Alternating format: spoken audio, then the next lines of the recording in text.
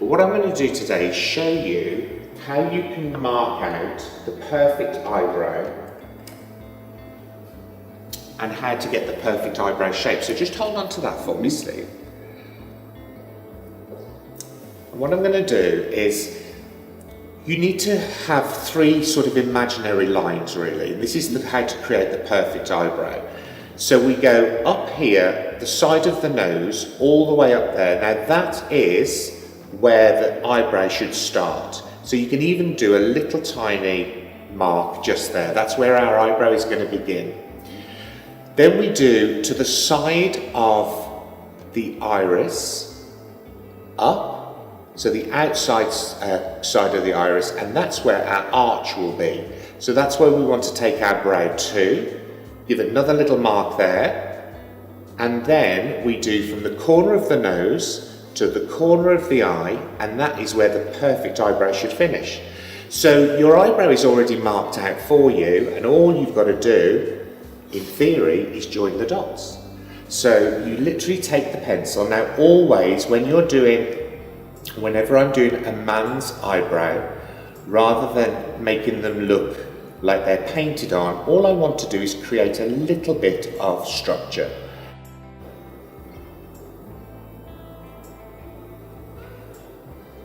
And if you ever feel that's a little too much for you, you literally do what I'm doing here. You just take your finger and just blend that through. I always say don't worry about practicing with things like this, because the worst that can happen is you've put a little too much on and it comes off, it's makeup. So light movements. Can you feel I'm not putting too much pressure on there? And just look at me, Steve, for a second.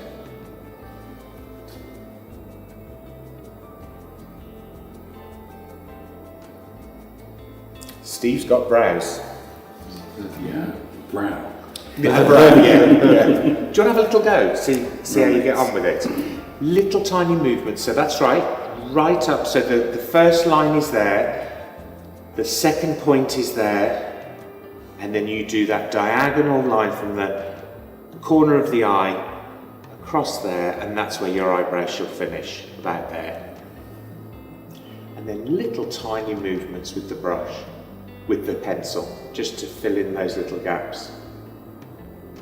Quite easy, isn't it?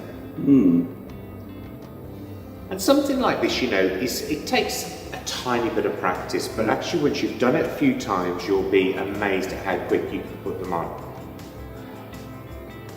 There are other things as well you can use. You can use even a powder, if you find that a powder looks just a little bit softer.